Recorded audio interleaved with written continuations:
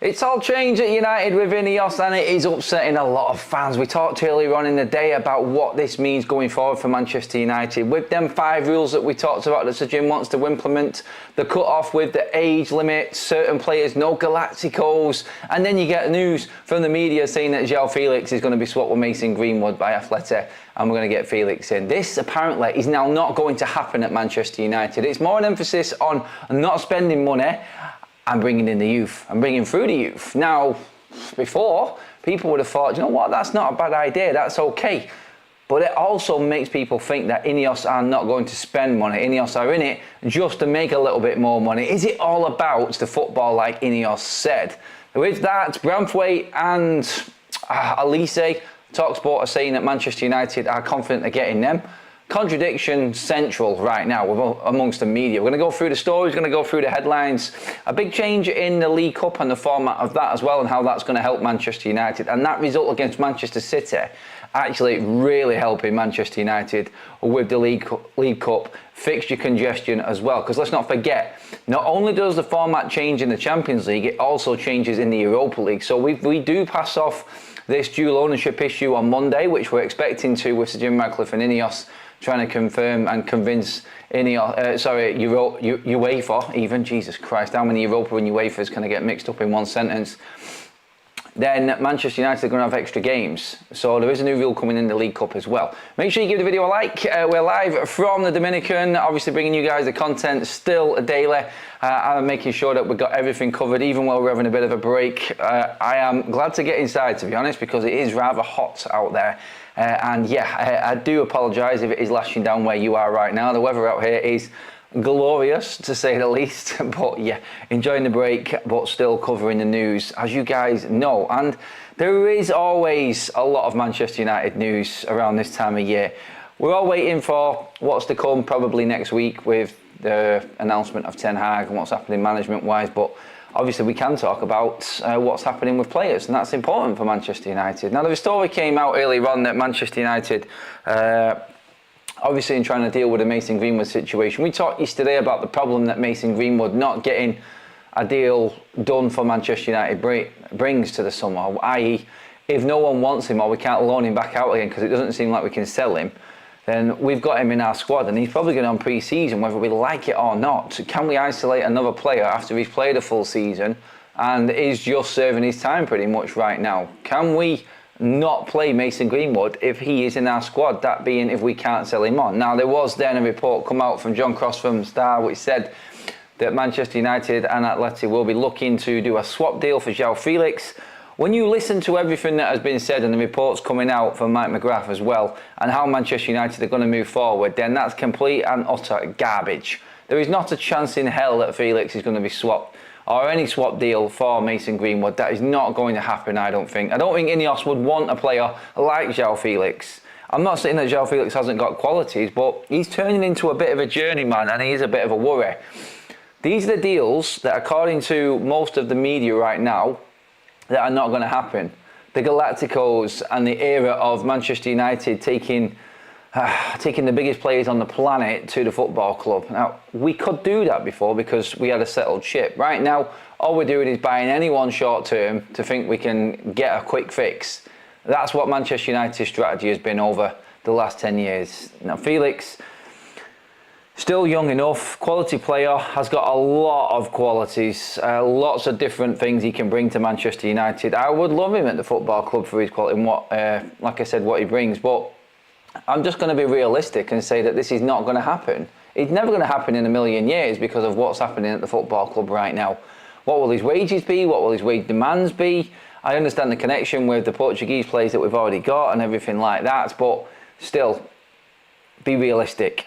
It's not going to happen now with Ineos. And I can see the concern. I've seen some of the chat earlier on, losing faith in Ineos simply because it just doesn't look like they want to spend money. It's all about the money. It's all about scrimping and scraping. And what are they going to take out of this? The more it goes on with Ineos not getting performances on the pitch with whoever they decide to go with as a manager, the more unrest there's going to be in the fan base. We talked about that earlier on. But what you also have to look at is, look, they have to balance what has happened before and the mess that Manchester United are in regarding the previous regime and the finances that are there.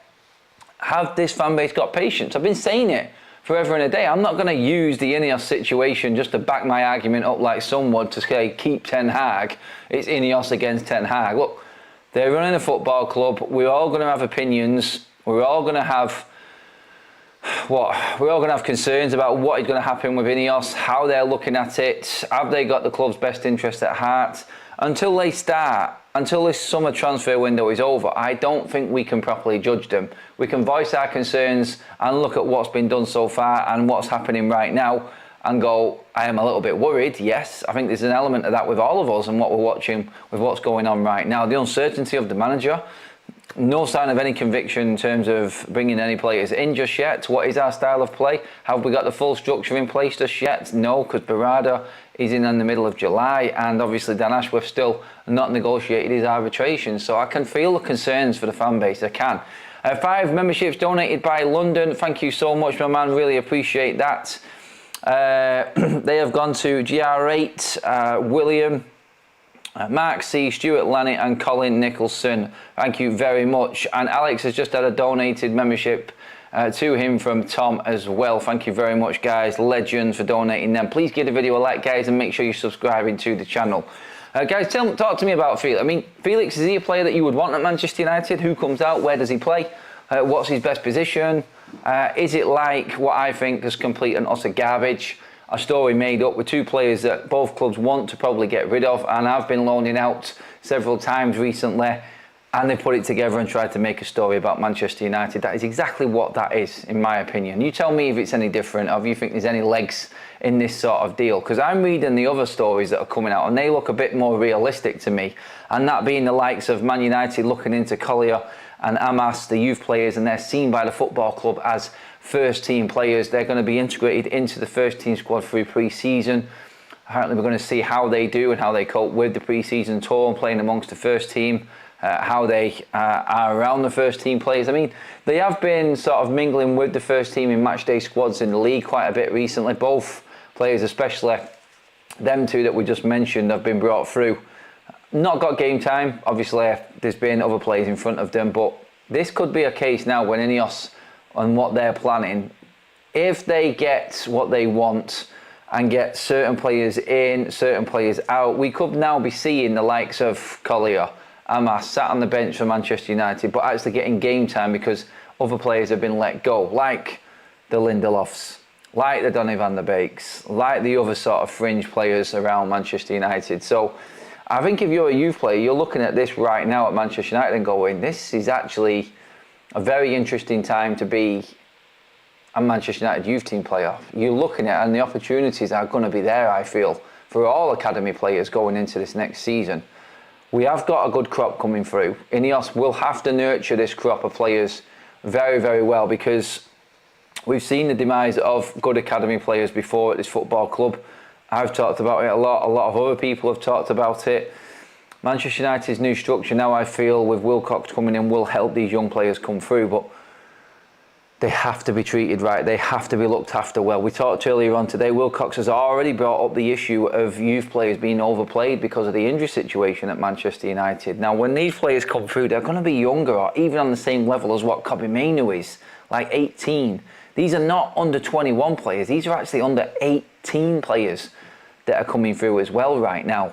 So we're going deep into that academy, and we have got quality, and there is quality there. But it brings back the argument earlier on, like Ineos wanting to bring in players only under the age of 25.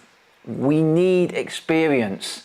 This is my one concern out of everything that's come on, and I'm not like people, I'm not jumping the gun, I'm concerned about Ineos right now. If it goes into next week and we had an announcement about a manager, I will probably join most of the fan base in saying, look, give us something right now, because I'm not convinced this is going to drag on and just be more and more awkward the longer it goes on. So I'm not fully there yet in terms of worrying about Ineos. I expect a decision quite soon. I thought like next Monday after the weekend.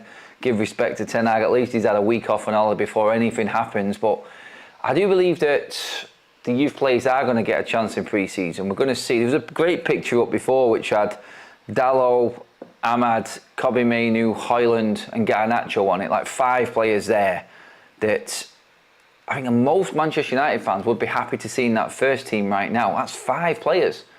That's half your team. They're all very, very young. Now, Dalot has had a bit more experience, but you could probably treat Dalot. I mean, he came into the club, what was it, 17, 18? I think he came in under Jose. He's been out on loan. You could really say that he is one of our youth players, Dalot, in the amount of time that he's been at the football club. And he's going on like, what, 6, 7 years now, Dalot. Young when he came in, went out on loan to AC Milan, did well, and now back playing in the first team. You could say that about Ahmad, been brought in as well. Young player, been loaned out, done well, come back in, now staking a claim for first team place. And then you've got the academy graduates in Garnacho and in Kobbie Mainoo, who have also made it into the first team. Yes, the bright sparks of Manchester United over this last season have been the younger players, the academy players, the younger ones that have been brought in, but still, you cannot ignore experience. And if United do, then Ineos are going to run into a big, big problem, because these kids will get schooled. The qualities are there, but the only thing that makes them the full-rounded player is experience in the first team.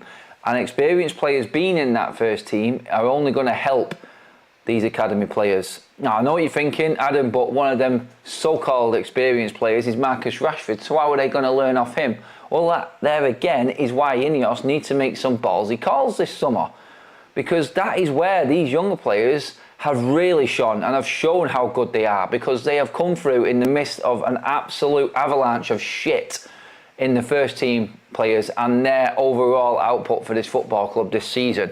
It has been shambolic for what them first team players have done for Manchester United and the manager Ten Hag. Whether you like Ten Hag or not, you cannot ignore the fact that these so-called first team players, experienced players, are the ones that have really let us down. And the youth academy players that have come through in Garnacho in his second real season, Kobbie Mainoo his first season, you could add Højlund to that in his first season as coming through, as well as a young under-21 player. They're the ones that have dealt with the shit from this first. Do you know what? And it shows you a mental strength within these players. And Dalot as well coming through now. Now, Dalot I would class as an experienced player now. And he is what Ineos want. Buying that young player through and letting him mature into that first team player. He's improving gradually. Some will say too slow. Some will say he's on track. Like if he was in a well-run team, then you'd be saying he is more than on track. And I would agree with that. But he is the type of player that Ineos want to bring through. And I feel like he has got captain material in him, Dalot. But if he's got experienced players next to him, he's better. If he's not, has he got them qualities to lead these younger players coming in to the first team? Like Collier and Amas, good young players, fantastic players for what they're going to bring to the table, but it's not enough for Manchester United. Now, there are reports, and TalkSport has also come out and said that Manchester United are confident that they can bring in Branthwaite and Michael Elise to Manchester United. 2 players that I wouldn't mind. Branthwaite, I think, is a debatable one right now. We've had many shows. We don't need to go into too much detail, whether or not he's got the quality to come into Manchester United. Is he going to improve anything at United? All these questions that he hasn't really answered yet because he's not played at the top level. It's the unknown. And when you do buy players, younger players, like under 25, like Ineos are supposedly going for, then you are running the risk of investing into a player that might not work. Whereas sometimes the more experienced player can give you a little bit more because he's used to that situation. He's more adaptable to Manchester United and he knows what to expect. It can be a bit overwhelming for younger players, I feel, coming to United especially. Even players coming into the Premier League, like the pressure even at smaller clubs in the Premier League, you see players actually just falling away because it is too much. But this is the risk that you're going to run.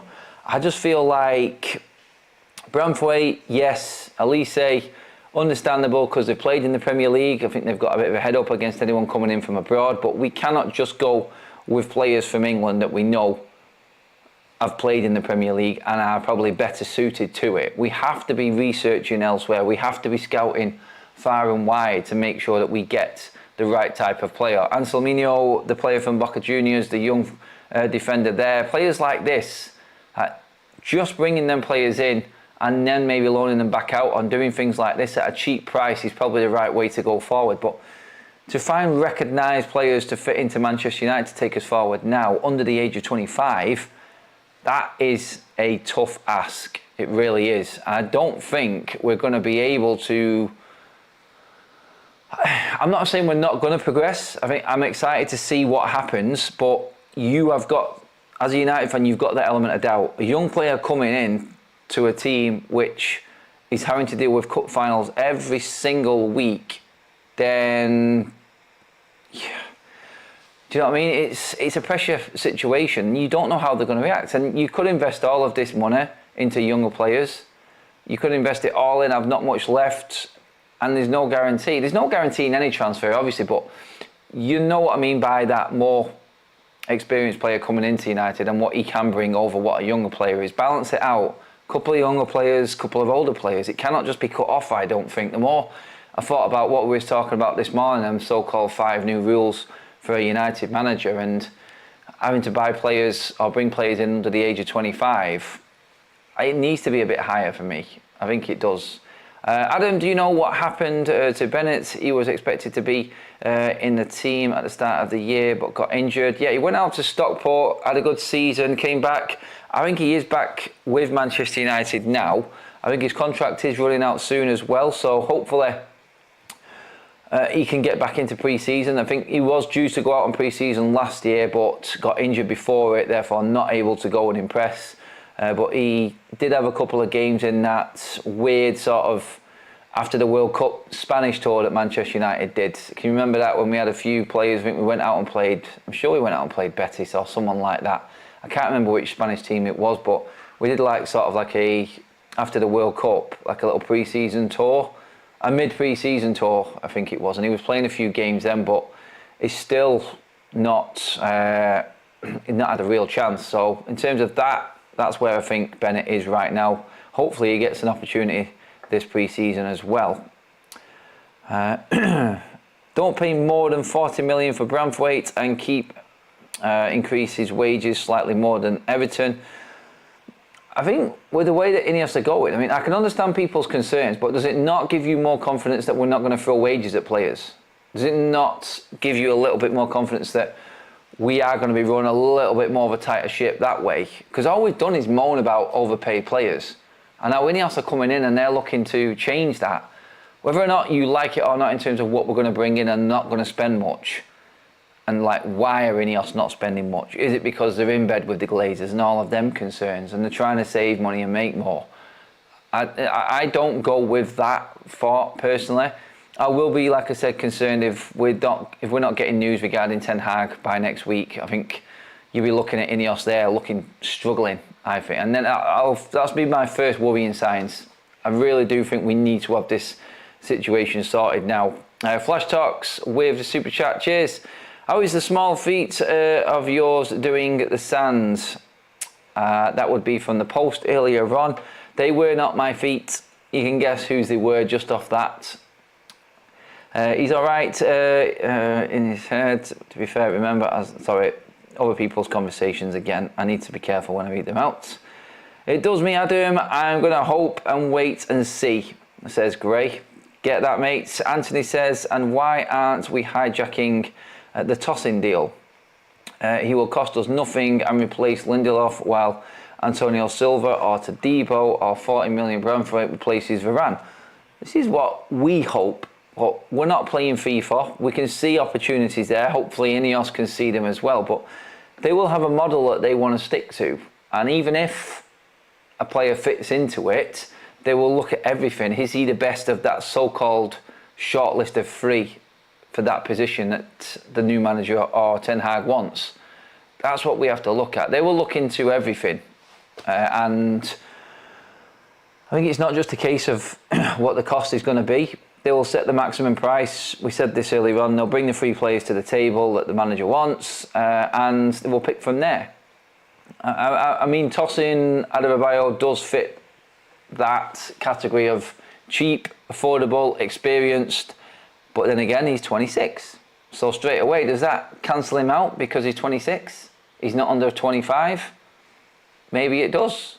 I mean, for free, 26, I'm not concerned too much about that because you're not losing any money. His wages won't be astronomical, and I just think it's a no-brainer. That's that blend, that mix of experienced players and youth players coming through. Some would say that, look, he's still a young player himself at 26 and he's not experienced at the highest level. He's not. I mean, he came through City's academy with Wilcox, so that might be why United are looking into it. But we'll see what happens with that one. But honestly, I do think that we need to be looking into any sort of deal that we can for players that are on the cheap, that are experienced in the Premier League. I just don't think they're going to go for the obvious. It just seems like Ineos are not going to do what everyone else can see. And I don't think it's stubbornness on their part. I think they'll have a model. They'll know the players that they want. And no matter what the manager is, I don't think we need to concern ourselves with players coming in right now, going off what's been said about Ten Hag and not having a manager in place or a decision regarding a manager in place. I think we can be confident Ineos are just going to take control of transfers, and no matter who's in charge or in the dugout next season, we're still going to go ahead with transfer plans this summer. 20 minutes in, just to update you all, if you are just joining us, please give the video a like. We're almost at the 100 like mark. Thank you guys. Manchester United apparently, according to reports, are looking to the possibility of swapping Mason Greenwood with João Felix. I've called complete BS on that one. That's not happening. And it rolls into what we were talking about mainly now regarding Ineos' structure and not going for Galacticos. I would say the wages that Felix wants, where he's been, he fits into that mould of a Galactico. Whether you think the quality of Felix is not in that Galactico bracket or not, he still is seen as one of these more expensive players. But he has turned into a bit of a journeyman. United looking to not spend a lot and promote youth from the academy. Collier and Amas being two players highly rated by Manchester United to come through and get a chance this pre-season, see what they have got and what they're made of. So be very, very interesting to see what happens with them as well and what opportunities they do get. But we overpay older players. It's easy to offer less to a younger player, would you think? I think, yeah, Mark, I agree. I think, again, we discussed that this morning. Someone brought it up. Are we going for under 25 players because the wages are less? And that goes into that debate again about, are Ineos really in this for the football? Are they looking to spend as little as possible to get Manchester United back to the top? Honestly, like, if you're going to spend that amount of money to get into Manchester United, you cannot expect to get the success that they want within 3 years by just promoting youth players. So I think you can get cheaper wages. It does help balance the books. PSR is at the forefront of anything going on for Manchester United this summer. That is the word that's being put out by the club, and I think everyone's running with it. I don't know if it's just if it's a decoy and they're just putting people off and then going in and getting lower prices for players of quality, the players that they really want. It's interesting to see that news is being put out there now, when we know realistically with financial fair play and what United have saved and what players are going, we can spend a lot more than what's on offer. We said, look, we can spend upwards of 250 million this summer. We've got the revolving credit facility, but Ineos probably, going off the reports, don't want to go into that, don't want to spend that amount of money. The money's there to spend. It doesn't necessarily mean that Ineos are going to spend it. And then everyone starts talking about, well, that's because the Glazers have told them not to spend much, Adam, and we told you this, that they're getting into bed with the Glazers, and Ineos are the devil. They're not going to be anything for Manchester United going forward. Time will tell. You cannot judge someone straight away when they've not had chance to put in place that structure and that new plan going forward, is all I'm saying. Give it time, like everybody wants to give time to everyone else at the football club. Everyone wants, or not everyone, but people want to see Ten Hag get given more time. Well, Ten Hag isn't going to be given the money, it would seem. It looks like no manager is going to be given ample amounts of money if Ineos' structure is going to be in play. So really, like we said earlier on, they want a coach, and they want that coach to play to their tune, which is a certain style of football with this budget and these types of players that you're not going to select. You're just going to tell us which position you want. We'll find the players for you, and you pick from that bunch of 3 from a short list, and you make it work. So coaching comes into it more than anything right now for United's manager. And that's where I think Ten Hag has really let himself down this season as well. Because the argument, I don't want to go into it too much, what we said this morning, the argument for Ten Hag is that he's done a lot and he's dealt with a lot. But Ineos don't care what's gone before. They're looking ahead and they're going, Greenwood, doesn't matter. Ronaldo, yeah, well done, well dealt with that. What can you do for us? Can you coach Manchester United with these players leaving and these new players coming in, younger players coming through, and get us back into the Champions League? Now, looking at what you have done, your training methods or whatever that have caused these issues in training, not all his fault. Obviously, the conditioning and the players themselves actually opening their mouths and telling the manager about injuries and finishing 8th doesn't look good for him. Is he a better coach than a lot of the other managers coming out there? So we're not talking about managers, experience. The more and more news that comes out regarding Ineos, the more and more it looks like they are looking for what their coach can do on the pitch rather than what he's done off the pitch. And that's the problem that comes in for Ten Hag, I feel. The positive for Ten Hag is like Collier, Armas, younger players coming through. He has brought young academy players through, and we know this in Garnacho, Camboala, Kobe Mainu. They've all come through under Ten Hag's time. He's not getting full credit for that. He's in charge about playing them players and bringing them in and giving them a first team place, but he didn't develop them players. The youth academy coaches did that, and they deserve the praise for that. Some would say Ten Hag was lucky that these players came through when they did, because they have saved his season. They literally have. They have been the best performers at United, like we said earlier on this season. So the likes of Collier and Amas will take a lot of confidence from what's happened with Camboala, with Mainu, with Garnacho, players that they have played with and know. They're in the first team now. They've got their names on the backs of shirts in the mega store. They have made it. They really have. So there is a lot of confidence there for these young players coming through. Are Ineos looking to ride that wave of confidence with the younger players coming through? It only works, like we've said before, if you have got a core of experience. And we talked about the players that are leaving, like Varane, Casemiro, Eriksen, Johnny Evans. Players like this have won everything that there is to win. Maybe not Eriksen, but you know what I mean? He's experienced everything. They're gone. That is a group of players that have seen everything that these young players coming through can tap into, that wealth of experience, and they can guide them players through. We seem to be getting rid of the good experienced players, and we're still holding on to, I'm not going to say shit experienced players, but when it comes to the likes of Marcus Rashford and players like this, you know what I mean, like, you know where I'm going with it. Eventually, by the end of next season, there could be a possibility that Rashford, Maguire and McTominay are all out the door as well. Let's not forget the likes of Lindelof that they're looking to sell this summer as well, Manchester United. So it's going to be really interesting. 20th super chat from Andreas, thank you very much. Buying below 25 means that the players can be sold before 30, no more old age, home or retirement. If player works out, then he can play for even 10 years. Yeah, but what if he fails and no one wants to buy him?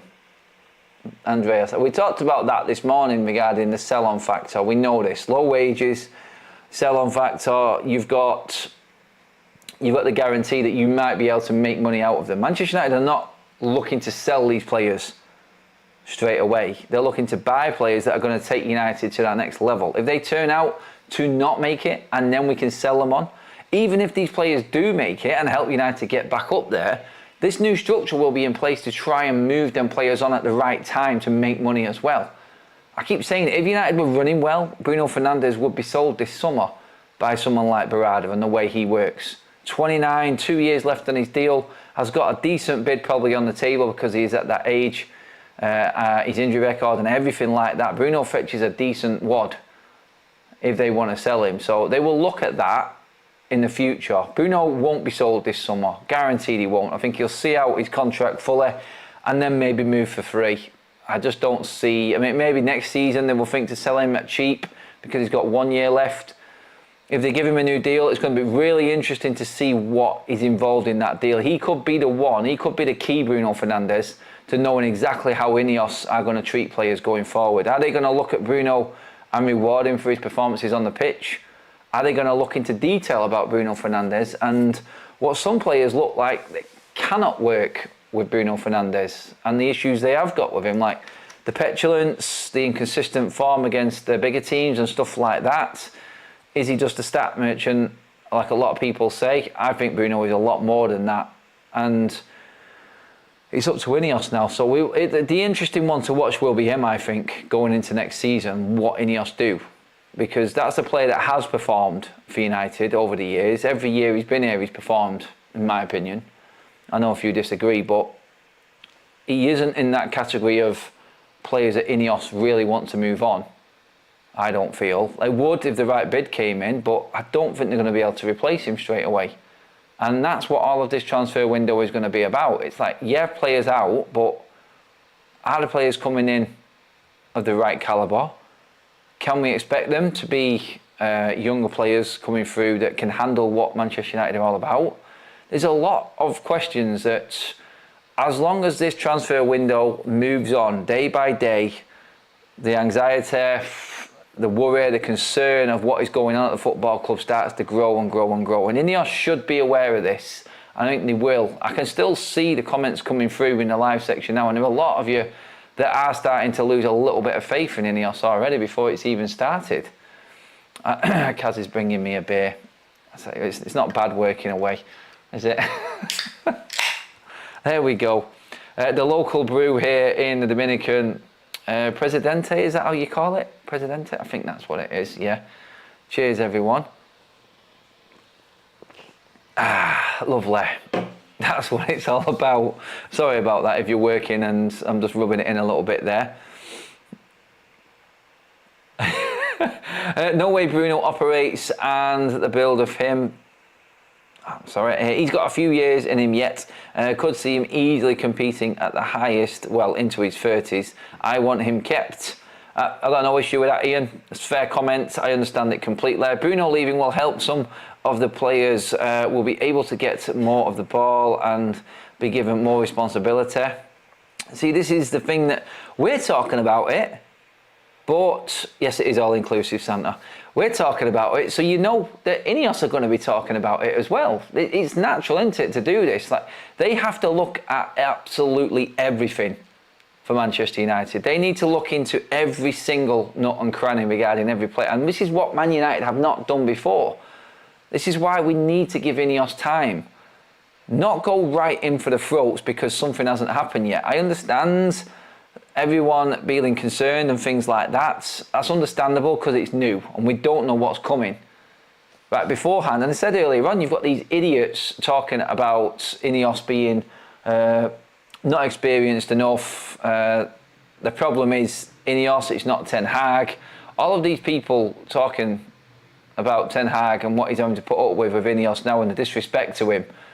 They're doing a job. They're doing their job.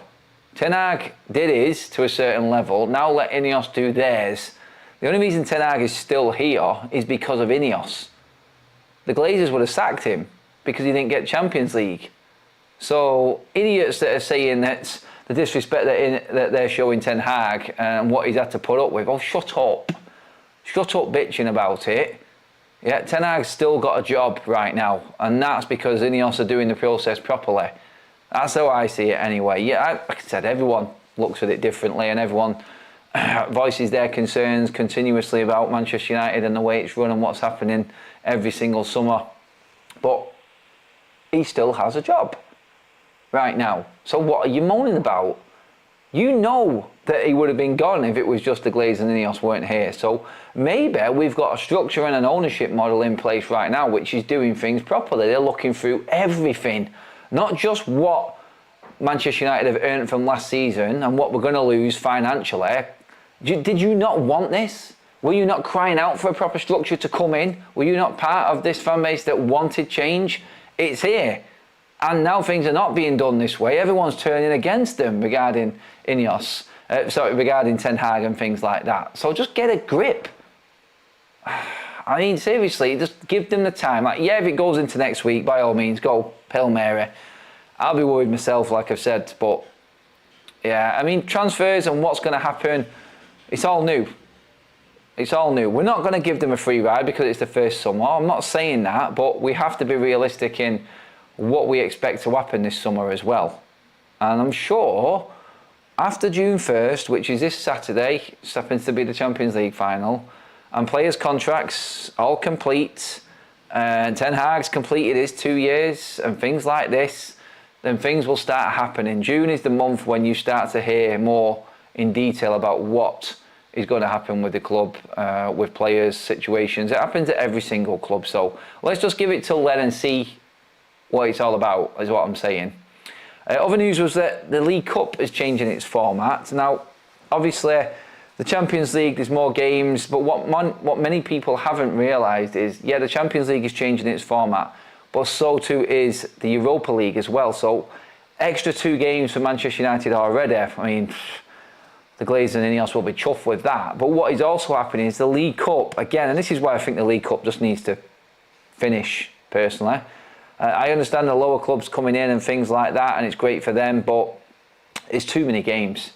The League Cup needs to finish, and do you know what? Just mould the FA Cup and the League Cup together and have one super, like, domestic cup, which you can get more money out and better sponsors or something. I mean, it just gets in the way, doesn't it? It's too many games. But what is happening, because of the extra games in the Europa League, there is now going to be a seeding system within the League Cup where the bigger teams, the teams that are in Europe, so the Premier League top 6, 7, obviously we're classed as the 7th now because we knocked Newcastle out. So basically Chelsea, Manchester United, Aston Villa, Spurs, and then the top 3 will all be separated and won't have a chance to play each other in the early rounds. They're trying to put the first round of the League Cup, that being Manchester United when we come into it, and the other European clubs, spread that over 2 weeks so it's easier to play the games. And obviously we will not be playing any of the big guns in that first round. And I don't know how many rounds on it goes, but it's all because of UEFA, again, and changing their system and what they want to do next season. The other domestic leagues have to go along with it, as we always do, because they pay big money out, and that's what this is all about, football. It's about the money and what happens and how much clubs actually get out of these competitions, which again, it's why the League Cup just needs to be wrapped up. Just mould it into one and have one domestic cup competition, in my opinion. That's the only way that we're going to be able to handle the amount of games coming in. FIFA World Club Cup competition kicks in this season as well. It's like UEFA do one thing and get more games, and FIFA can't be outdone, so they've got to add more games to it. Talking about injuries and concerned about players and squad depth, my God, you don't get help from the major organisations and federations, do you? They're the ones that are causing this problem and this pile-up. I mean, I don't like Pep Guardiola, but he has a point. That when he was talking about the FIFA World Club Cup, when that comes in and the extra games that that's going to bring, it's ridiculous. We've got the Euros as well. Let's not forget about that. Nearly every player playing in that. The one good thing about that is Man United did shit, and there's a few players not making the squad, so that's a good thing at least. Some players can get a full pre-season, a bit of a break, but I'll get into the comments and see what you guys are saying. Keep the League Cup for all the non-European clubs. I don't know. If there's a competition there, and it's a major competition, obviously you don't get any European rewards out of it. The FA Cup holds them. So what is the point? You don't get any money from it. You get a few gate receipts, that's it. Is there any point in it? I don't think so. Honestly, mate, I love the League Cup. I've got some great memories. Manchester United have won it quite a lot. Why don't we just mould it into one and just have a Super FA Cup or something like that? And maybe just do I don't know. Would it actually work out better and give us less games? Should we just scrap it all together and just have the FA Cup? I don't know how we're going to be able to manage the players and getting through all of these games, is what I'm saying. Let's see what else we've got. Ineos is Tory, get ready for the cuts. Adam and Kaz living the dream in the Caribbean. Baby fair play. Caribbean baby fair play. What that is. Kaz nods their head. We need squad depth for this European adjustments. We're not going to have that. That's the thing. Cheers for the 150 likes, guys, as well. We're not going to have squad depth because we're getting rid of too many players, and the youth players are like the concerns of Wilcox that we spoke about this morning, about the younger players being overplayed. This is what will happen again this season. A guaranteed extra 2 games in the Europa League for one. So what would you have at the start? Like guaranteed 6, now that's 8, and then you get through. It's a minefield. It really is, with how we're going to have to navigate the fixture list next season. It's going to be tough, but with the amount of players we're leaving, Ineos are going to have to get busy with bringing players in. It's not all going to be youth players being brought through. It's a risky game right now. And do you know what? Next week, I feel like it's all going to kick off. I think the rumour mill is going to go absolutely into overdrive, and that's when we're going to start finding a lot out about Ineos. But yeah, guys, that is it. That is the end of the video. Thank you so much for joining us. I'm going to go off and get some lunch. I think I'm probably going to have a day off, a morning off tomorrow. I'll be back in the evening, but unless anything major breaks, then I'll just have the morning off, probably just do some pre-recorded if needed. But yeah, got to have a holiday as well. I will bring all of the content, and I will be live tomorrow, but it'll probably just be the evening show. So maybe just take a little bit of a lie-in tomorrow and try and relax a bit. Of course, unless something drastic happens, we'll be all over it, of course. But yeah, cheers for tuning in, guys. Super chats, new members, of which there's been plenty today. Thank you again. All of your comments, all of your well wishes as well for us being out here. There is actually a subscriber who is here at the resort as well. I can't believe that. That's mental. Like, come across 9-hour flight across the Atlantic, and there's an FUTV fan here at the same resort as what I am. Okay, love it. That's it, guys, though. Like, share and subscribe. I'll see you all.